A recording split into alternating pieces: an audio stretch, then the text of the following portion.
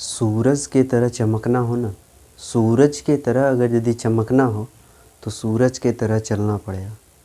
एक जैसा है जहाँ का नहीं, बस पूरे ब्रह्मांड को उसके परित घूमना पड़ता है, क्योंकि वो ही चमकेगा जो जलेगा। ठीक है। हेलो दोस्तों, आज जो है हम केमिस्ट्री के कुछ वीवीआई प्रश्न जो है हम आपको बता रहे हैं, इसको ध्यान से समझिएगा। और ये 17 तारीख को जो एग्ज़ाम है आप लोग का, इसको आप अच्छे से समझेंगे। और ये बहुत ही वीवीआई प्रश्न हम आपको बताने जा रहे हैं, और बहुत ही मतलब जो है एक कहें तो एक बहुत ही मुश्किलें से जो है, अगर यदि हम उसके बात करें, उस क्वेश्चन को ढूंढने में मेहनत किए हैं, बहुत सारी चीज़ों को बताए हैं। तो जो है कि इस क्वेश्चन को आप अच्छे से रिवीजन करेंगे। कल तो हमने फिजिक्स का बताया था, तो आज जो है कुछ केमिस्ट्री के क्वेश्चन हैं और इसको आप लोग अच्छे से समझेंगे। ठीक है। और अच्छे से समझेंगे और अच्छे से इसको बनाएंगे और इसको कॉपी पे नोट कर लेंगे। ठीक है। और इसको अच्छे से रिवीजन कर लें आप लोग, जो कि एग्ज़ाम में दिक्कत ना हो। ठीक है।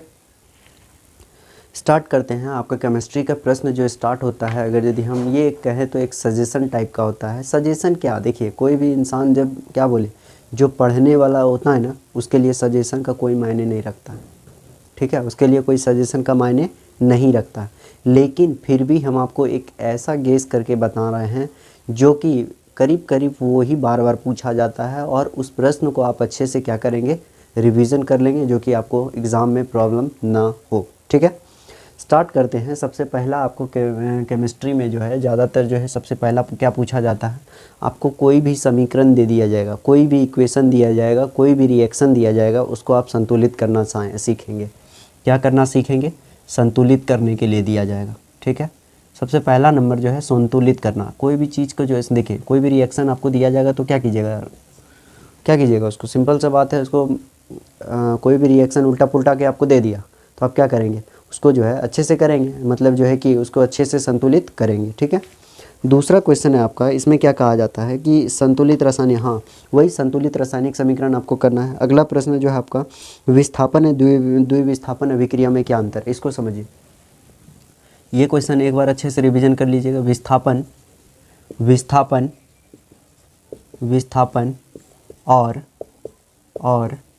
द्विविस्थापन, द्विविस्थापन में क्या अंतर है। विस्थापन और द्विविस्थापन में क्या अंतर है, ये आपको ध्यान में रखना है। एक क्वेश्चन ये हो गया आपका। अगला क्वेश्चन अगर यदि हम कहें तो वैसा जो है करना, एक है क्वेश्चन जो है अवक्षेपण अभिक्रिया से आप क्या समझते हैं। अवक्षेपण अभिक्रिया से आप क्या समझते हैं। अवक्षेपण, अवक्षेपण अभिक्रिया से, अभिक्रिया से आप क्या समझते हैं। अवक्षेपण अभिक्रिया से आप क्या समझते हैं। अगला प्रश्न है आपका, एक क्वेश्चन है आपका उत्प्रेरक से आप क्या समझते हैं, कैटेलिस्ट जिसको कहते हैं। ठीक है। ये चौथा प्रश्न अगर यदि हम देखें तो ये हो गया उत्प्रेरक। क्या हो गया, उत्प्रेरक से, उत्प्रेरक से आप क्या समझते, उत्प्रेरक से आप क्या समझते हैं। अगर यदि आप इस सब को बनाने में अगर यदि ठीक ठाक हैं तो बना लीजिएगा, लेकिन जो नहीं बनेगा, प्रॉब्लम हो, तो हम इसके आंसर को भी प्रोवाइड करेंगे। लेकिन आप लोग कमेंट बॉक्स में ज़रूर लिखिएगा कि इसका आंसर चाहिए या नहीं। अगर यदि आपके पास मौजूद है तो कोई प्रॉब्लम नहीं, आप इसको अच्छे से रिवीजन करके एग्ज़ाम में जाएंगे। अन्यथा ना हो तो आप कमेंट करके बता सकते हैं, जो कि इसका आंसर भी हम बताने की कोशिश करेंगे। ठीक है। अगला प्रश्न है, अगर यदि हम देखें वायु में जलने से पहले मैग्नीशियम रिबन को साफ़ क्यों किया जाता है।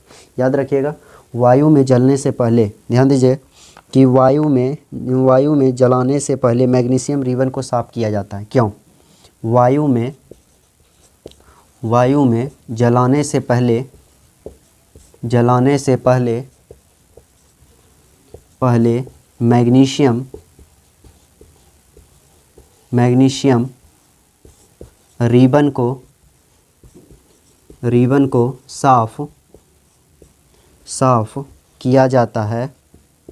किया जाता है क्यों। ये 5वां नंबर क्वेश्चन हो गया। अब जो देखिए, इसके आगे अगर यदि हम क्वेश्चन लिखने की कोशिश करें तो इसको मिटाना पड़ेगा हमको। तो इसके आगे जो क्वेश्चन आएगा वो बहुत ही इंपॉर्टेंट होगा, इसको आप अच्छे से समझेंगे और ये अच्छे से लिख लें, ठीक है। अगला क्वेश्चन आपका आ सकता है एक एग्जांपल में, अगर एग्जांपल में क्या एक एग्जांपल आता भी है बार बार कि संक्षारण क्या है, संक्षारण क्या है, क्या है, या किसी भी लोहे को, किसी भी लोहे को, लोहे को संक्षारण से, संक्षारण से, संक्षारण से कैसे, कैसे बचाया जा सकता है, ठीक है। इस प्रश्न को आप लोग अच्छे से करेंगे। दूसरा इसका अगला प्रश्न अगर यदि हम देखें, इसमें भी एक इसी में आ सकता है, वस्तु को हम लोहे की वस्तु को पेंट क्यों करते हैं, लोहे की वस्तु को पेंट, पेंट क्यों, क्यों करते हैं, ठीक है, जो कि संक्षारण से बचने के लिए, ठीक है। अगला है उत्प्रेरक, तो हम आपको लिखा ही दिए। अगला प्रश्न अगर यदि हम देखें तो वो आपका आ सकता है एक धोवन सोडा और बेकिंग सोडा में प्रयोग बताइए। देखिए धोवन सोडा और बेकिंग सोडा, इसका उपयोग, धोवन सोडा, धोवन सोडा और बेकिंग सोडा और बेकिंग सोडा, सोडा का उपयोग, उपयोग, उपयोग बताएं। जितना से अधिक आप उपयोग को लिख सकते हैं उतना आपके लिए जो है एग्ज़ाम में जो है लिखने के लिए जो है अच्छा होगा, आप लोग अच्छे से रिवीजन करेंगे, ठीक है। अगला है विरंजक चूर्ण किस प्रकार तैयार किया जाता है और इसके सामान्य गुण और उपयोग को लिखें। विरंजक चूर्ण किस प्रकार उपयोग किया जाता है, विरंजक चूर्ण किस प्रकार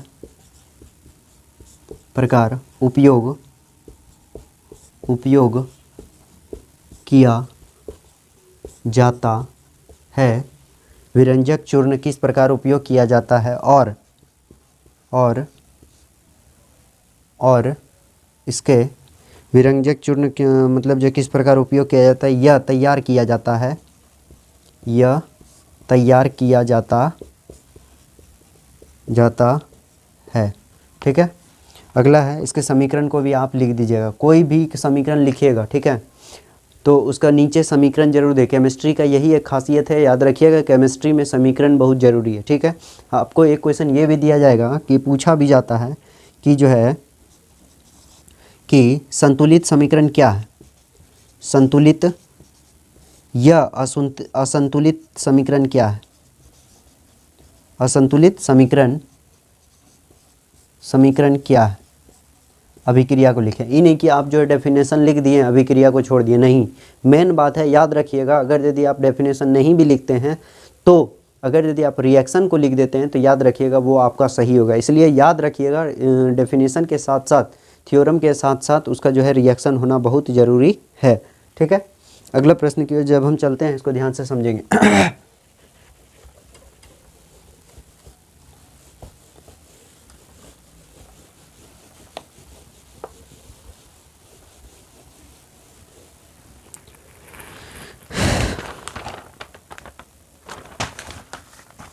अगला प्रश्न, हमारे अमाशय में अम्ल की भूमिका क्या है। हमारे अमाशय में यानी हमारे पेट में, अमाशय में अम्ल की क्या भूमिका है। हमारे अमाशय में अम्ल की क्या भूमिका है, हमारे अमाशय में अम्ल की क्या भूमिका है, ये क्वेश्चन हो गया आपका। आगे एक क्वेश्चन हो सकता है आपका धोवन सोडा का रासायनिक सूत्र लिख दीजिएगा और जो अभी हम बताएं। और एक बच गया अयस्क। अब यहाँ से जो है ध्यान से समझिएगा, अयस्क और खनिज में अंतर लिखें। ये बहुत ही वीवीआई, ये बहुत ही वीवीआई अगर यदि हम बात करें अयस्क और खनिज में अंतर, अयस्क और खनिज में अंतर लिखें, अयस्क और खनिज में अंतर लिखें, ठीक है। यहाँ तक हो गया। एक क्वेश्चन आ जाए, लोहे को जंग से बचाने के लिए 2 उपाय लिखें।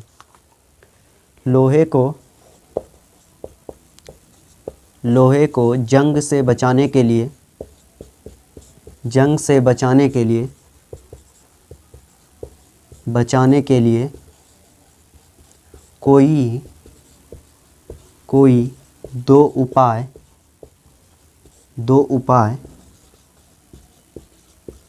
लिखें। कोई दो उपाय लिखें। ठीक है। अगला क्वेश्चन है आपका कि सोडियम को केरोसिन तेल में डुबाकर क्यों रखते हैं। सोडियम को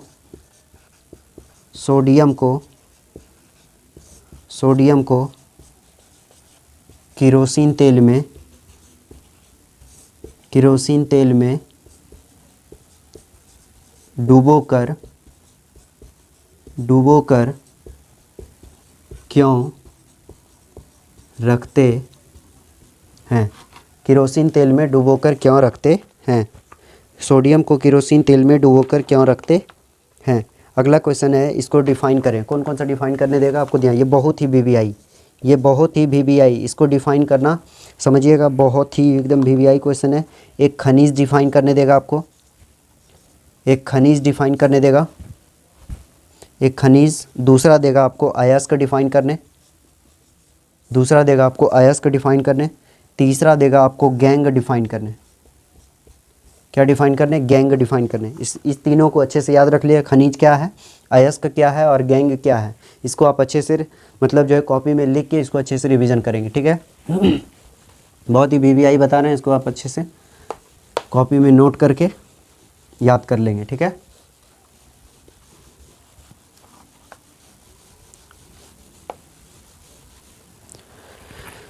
अगला प्रश्न है आपका, धातु कर्म क्या है, इसके विभिन्न चरणों को लिखें। धातु कर्म क्या है। धातु कर्म क्या है, इसके विभिन्न चरणों को लिखें। विभिन्न चरणों को लिखें। क्या है, चरणों को लिखें। धातु कर्म क्या है और इसके विभिन्न चरणों को लिखें। अगला क्वेश्चन जो आपका, अगर यदि हम कहें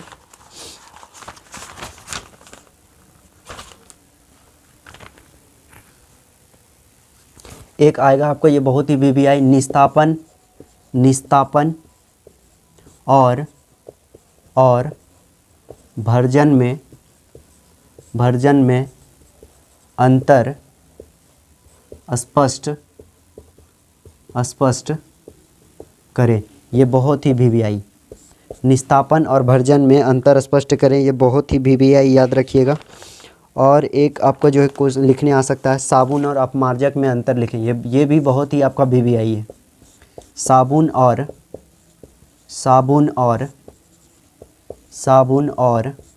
अपमार्जक में अंतर स्पष्ट करें। साबुन और अपमार्जक में अंतर स्पष्ट करें। इसका अगला क्वेश्चन है, हाइड्रोकार्बन क्या है। हाइड्रोकार्बन क्या है, उदाहरण दे। हाइड्रोकार्बन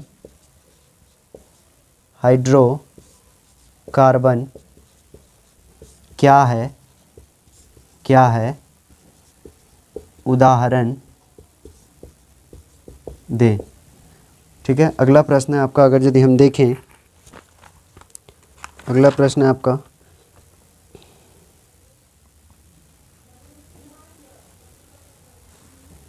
एक आएगा आपको संरचना बिंदु। एक आएगा आपको संरचना बिंदु। आपको उसका संरचना बनाना है, इसको ध्यान से समझिएगा। आगे है,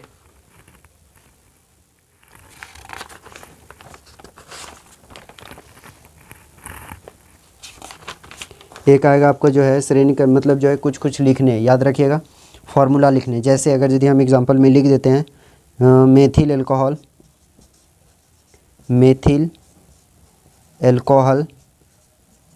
एथिल एल्कोहल, इस तरह का रहेगा, याद रखिएगा। ये आपका अल्कोहल हो गया। अगर यदि इस तरह का हो सकता है, एसिटिक एसिड हो सकता है, एसिटिक एसिड हो सकता है, या एक हो सकता है आपको एग्जांपल में अगर यदि हम बात करें विरंजक चूर्ण का बहुत सारे फार्मूला हैं। आप इसको अच्छे से देख लेंगे और अच्छे से रिवीजन कर लेंगे। जितने भी सारे फार्मूला होंगे उसको अच्छे से रिवीजन करेंगे। ठीक है। अगला क्वेश्चन की ओर चलते हैं हम।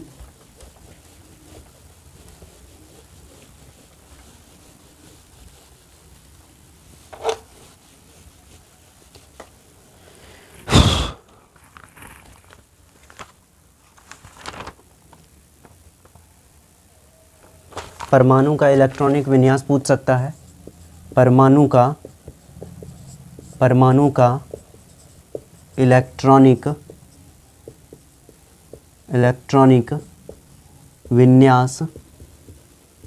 विन्यास को लिखें। परमाणु के इलेक्ट्रॉनिक विन्यास को लिखें। ये इस तरह का आ सकता है। एक जो है निष्क्रिय गैस तत्वों को आवर्त सारणी के शून्य में क्यों रखा गया? निष्क्रिय गैस, इसके बारे में पढ़ लीजिएगा। निष्क्रिय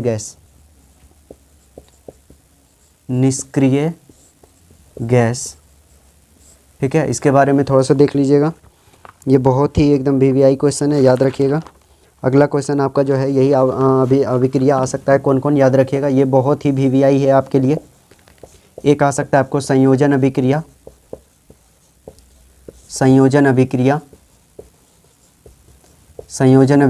दूसरा आ सकता है इसी में वियोजन अभिक्रिया।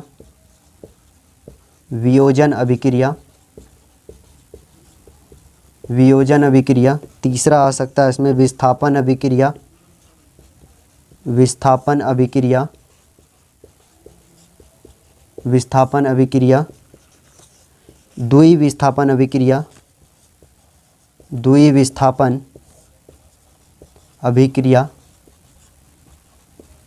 द्विविस्थापन अभिक्रिया। एक आ सकता है आपका एस्ट्रीकरण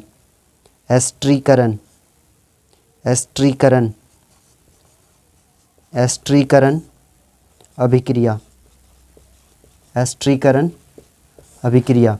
ये जितने भी अभिक्रिया हम आपको लिखाएं, इसको जो है याद रखिएगा, रिएक्शन के हिसाब से लिखना है। रिएक्शन बहुत ही ज़रूरी है, रिएक्शन लिखना बहुत ज़रूरी है, बहुत ही इम्पोर्टेंट है।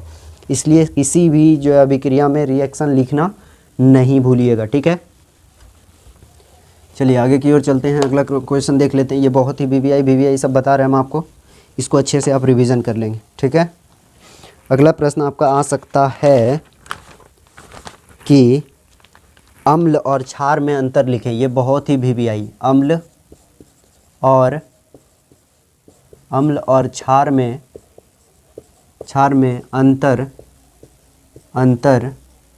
स्पष्ट करें। याद रखिएगा, इसको कॉलम बना के आगे बढ़िएगा, ठीक है। आगे है, एक आ सकता है आपका पीएच मान वाला। पीएच मान क्या है, इसका उपयोग क्यों करते हैं? इसका उपयोग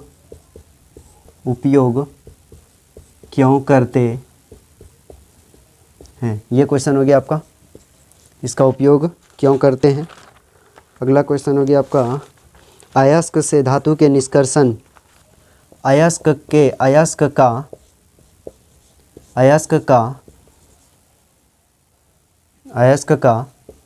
धातु के निष्कर्षण, ये याद रखिएगा। ये बार बार आपका पूछा ही जाता है।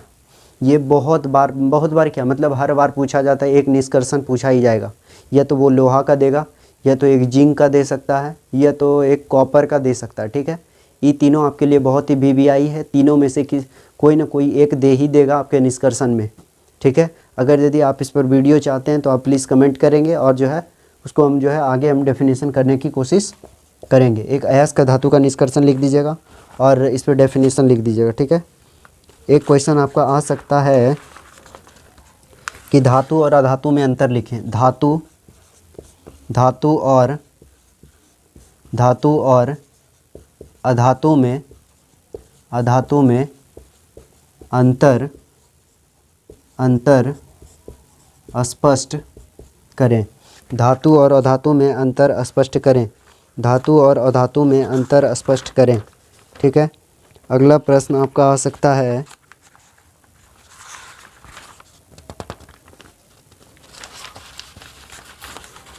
यहाँ तक तो करीब आपका क्वेश्चन कंप्लीट हो गया। एक क्वेश्चन, ये लास्ट क्वेश्चन है आपके लिए, ध्यान रखिएगा। मेंडलीव के आवर्त सारणी में मेंडलीव के आवर्त सारणी और आधुनिक आवर्त सारणी और आधुनिक आवर्त